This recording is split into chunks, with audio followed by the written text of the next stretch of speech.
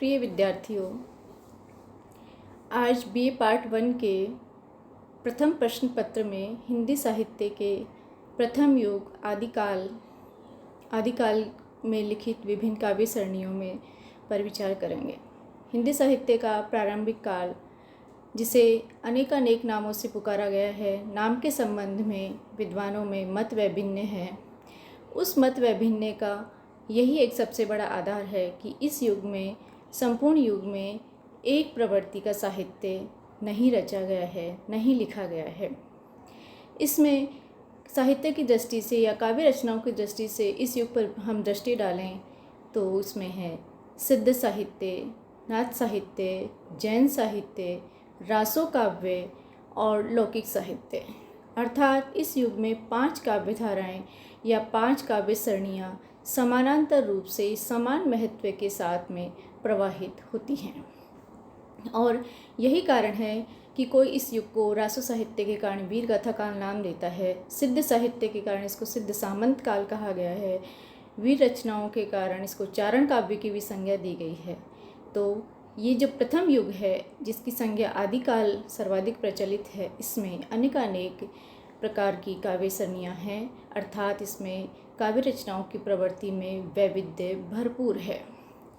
तो हम सबसे पहले सिद्ध साहित्य पर विचार करते हैं। सिद्ध साहित्य बौद्ध धर्म की वज्रयान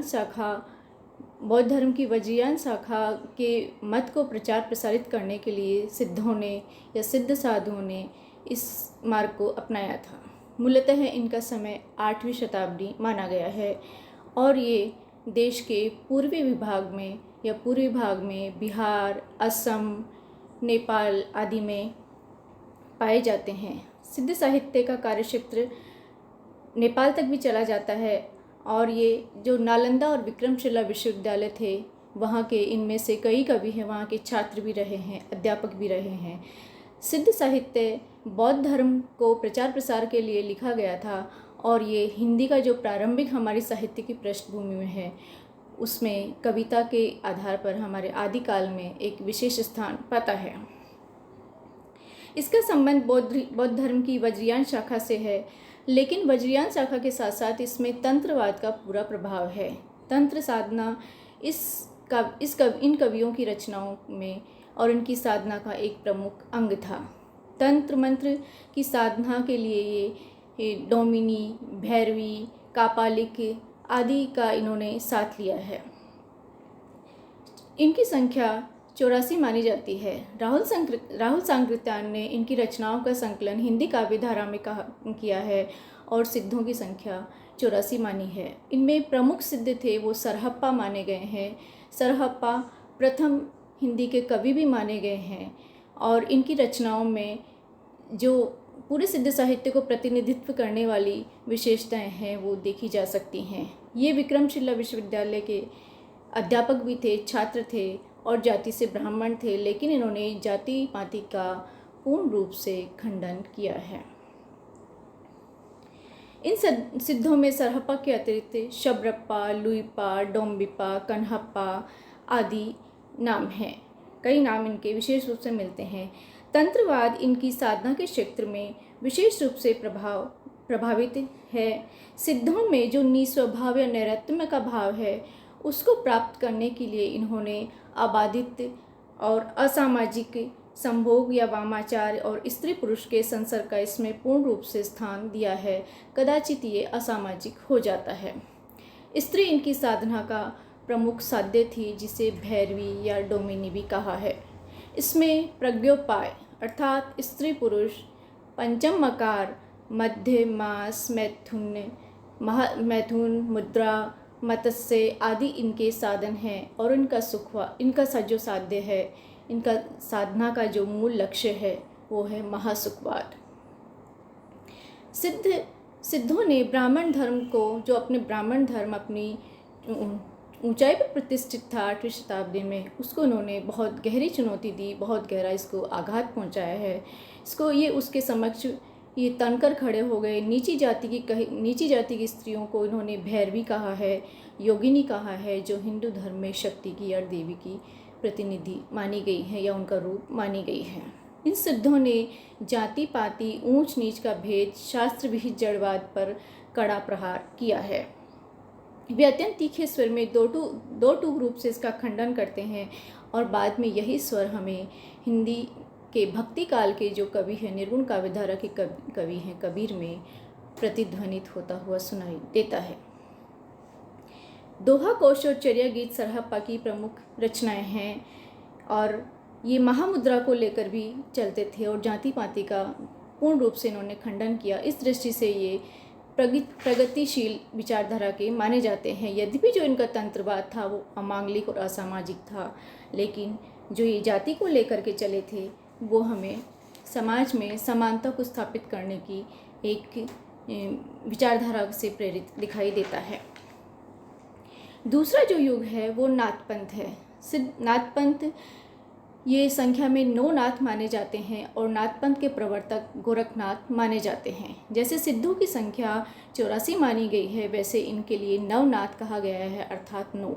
जो सिद्ध थे, सिद्धों के जो इनके ऐतिहासिक पुरुष हैं, उनके जन्म तिथि, उनकी मृत्यु, उनकी रचना काल के विषय में हमें कुछ भी लिखा हुआ, ज्ञात या प्रमाणित नहीं प्राप्त होता है। लेकिन गोरखनाथ एक ऐतिहासिक पुरुष थे, ये लोक में प्रचलित विचारों पर प्रमाणित होता है। हजारी प्रसाद द्विवेदी ने तो इनके ऐतिहासिकता पर या इनके महानता पर कहा है कि शंकराचार्य के बाद इतना प्रभावशाली और महिमा से अन्वित इतना महान पुरुष कोई दूसरा नहीं हुआ है। गोरखनाथ अपने युग के सबसे बड़े नेता थे, लेकिन इनके समय के संदर्भ में भी विद्वानों में मत वैभिन्न है। अभिनवगुप्त के तंत्रालोक में मच्छेंद्र नाम का उल्लेख आता है और ये मच्छेंद्र वही मत्स्येंद्र नाथ हैं जो गोरखनाथ के गुरु हुए हैं और तंत्रालोक का समय 11वीं सदी माना जाता है। अर्थात इस दृष्टि से गुरु और शिष्य समकालीन हैं और उनका समय 11वीं सदी माना जा सकता है। संख्या में 9 माने गए हैं और गोरखनाथ का संप्रदाय है वो नाथ संप्रदाय कहा है। इसे योग संप्रदाय, अवधूत संप्रदाय, सिद्ध मार्ग या सिद्ध मत के संज्ञा से भी अभिहित किया गया है। गोरख भक्ति के विरोधी थे और तुलसीदास ने इसीलिए कहा है गोरख जगायो जोग और भक्ति भगायो योग। इन्होंने योग की अलग जन जन में जगाई और जो योग के द्वारा, हठ योग के द्वारा जो विभिन्न क्रियाएं ये जनता में प्रचारित कर रहे थे, जनता उनसे बहुत अधिक चमत्कृत हो रही थी। कबीर ने गोरखनाथ का नाम बड़े आदर से लिया है।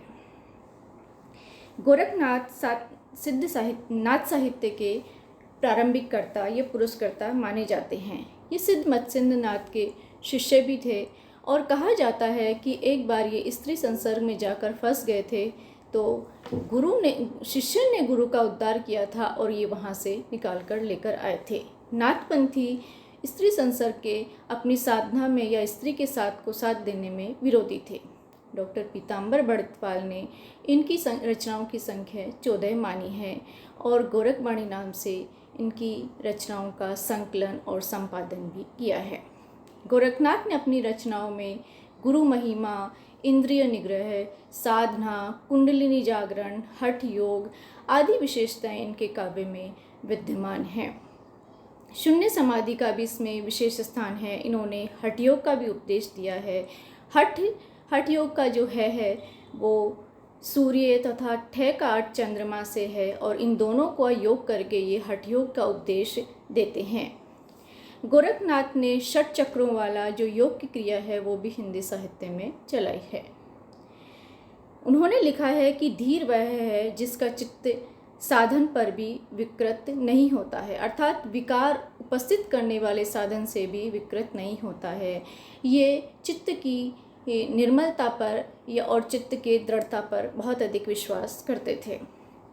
इनकी सभी वाणियों का प्रभाव, इनकी रचनाओं का प्रभाव, इनकी उपदेशात्मकता, इनका हठ योग है, उसका प्रभाव हमें कबीर में बराबर दिखाई देता है। कबीर पूर्ण रूप से इनकी विरासत को, इनकी वाणियों को हमें कबीर में इसका प्रभाव दिखाई देता है। गोरखनाथ की कविताओं से संत मत पूर्ण रूप से प्रभावित था। गोरखनाथ ने संस्कृत में भी लिखा है और लेकिन उनकी प्रामाणिकता संदिग्ध है। प्राचीन काव्य में इन प्रामाणिकताओं का एक बहुत गहरा सवाल है, जो प्रामाणिक है अप्रामाणिक है, किसने लिखा है, वो एक प्रश्नवाचक चिन्ह के रूप में ठहर जाता है। गोरखनाथ ने 3 चीज़ों पर अधिक जोर दिया है: योग मार्ग, गुरु महिमा और पिंडवाद। योग मार्ग करने के लिए, योग को अपनाने के लिए या हठ योग की साधना के लिए गुरु का होना, एक समर्थ गुरु का या सदगुरु का होना आवश्यक है। और जो हमारा पिंड है वही ब्रह्मांड है, ये गोरखनाथ के साधनाओं में या नाथपंथियों में माना गया है। तांत्रिक बोधों को लेकर के जो लोकवाद था वो अमांगलिक था, लेकिन जबकि नाथपंथियों का योग मार्ग है उसमें हठ योग की प्रधानता है। एक जटिल प्रक्रिया है जो गुरु को लेकर ही अपनाई जा सकती है, और इन्होंने भी ब्राह्मण धर्म का विरोध किया है। इनकी प्रतिध्वनि हमें, नाथपंथियों की जो प्रतिध्वनि है वो हमें कालांतर में भक्ति काल में स्पष्ट सुनाई देती है। सिद्धों से इनका थोड़ी सी इनकी भिन्नता है कि जो वहाँ पर आचार का शुद्धिकरण है या आचरण का जो शुद्धि है, चरित्र की शुद्धि है, उस पर उन्होंने विशेष ध्यान दिया है। तीसरा काव्य सरणी है वो जैन काव्य धारा है। इस पूरे कालखंड में मिलने वाली जो जैन रचनाएं हैं वो ही सर्वाधिक प्रामाणिक हैं। जैन काव्य धार्मिक काव्य है जो जैन साधुओं द्वारा, जैन मुनियों द्वारा लिखा है, और इनके अपने ग्रंथों के, अपने धर्म के प्रति जो साधना थी उसी के कारण ये अपने इन ग्रंथों को संभाल करके रख सके। जैन व्यापारी भी थे और इनको राज्याश्रय भी प्राप्त हुआ। कदाचित अपनी रचनाओं के लिए सतर्क थे, अपने धर्म के लिए, इसलिए इनके भंडार गृहों में जैन काव्य सुरक्षित भी रह सके। आचार्य रामचंद्र शुक्ल ने जैन काव्यों के विषय में बहुत कुछ अधिक नहीं लिखा। इनकी साहित्यिकता की तरफ उनका ध्यान कम गया है, और ये आश्चर्य होता है कि उन जैसे रसवादी कवियों का ध्यान इनकी साहित्यिकता पर कैसे नहीं गया। कदाचित उन्होंने इसको सांप्रदायिक साहित्य मान लिया है। जैन कवियों की साहित्यिकता पर डॉक्टर बच्चन सिंह ने लिखा है कि जैसे बादल में बिजली छिपी रहती है, उसी भांति इनके धार्मिकता में साहित्य समावेश है। बिजली की कौंध की भांति वो सुंदर है, आकर्षक है। इधर पिशेल, याकोबी, हीरालाल जैन और मुनि जीन विजय आदियों ने जैन भंडार गृह से सैकड़ों काव्य खोज निकाले हैं, और इन्हें देखने से पता लगता है कि इनके काव्य में साहित्यिकता धर्म के साथ साथ पूर्ण रूप से विद्यमान है। जैन साधुओं ने अपनी रचनाओं में आचार, रास, फागु आदि चरित्र शैलियों का प्रयोग किया है। इनमें जो सर्वाधिक प्रभावशाली शैली है वो रास है। रास में इन्होंने रास को अपनी जो जैन कवियों की कथाएं हैं, जैन तीर्थंकरों की कथाएं हैं और हिंदू अवतारों की कथाएं हैं, उनको पद्यबद्ध किया है, और ये बहुत प्रभावशाली बन पड़ा है।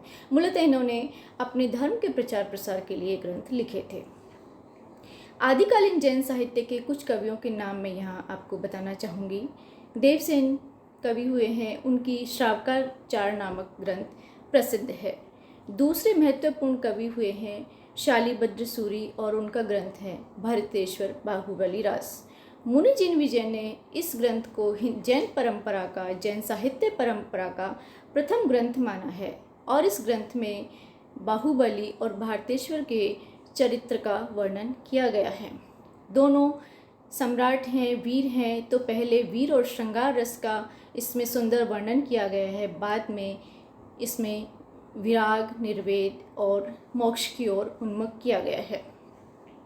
कवि का मुख्य लक्ष्य विरक्ति और मोक्ष की ओर ही रहा है। इसकी भाषा में नाटकीयता है, उक्ति वैचित्र्य है और रसात्मकता के सर्वत्र दर्शन होते हैं। कुछ जैन ग्रंथ अन्य जैसे आसगु कवि का चंदनबाला रास, जिनधर्म सूरी का स्थूलीभद्र रास और सुमतिगण कवि का नेमिनाथ रास नामक ग्रंथ भी उल्लेखनीय हैं। जैन काव्य परंपरा में कुछ पुराण ग्रंथ भी आते हैं।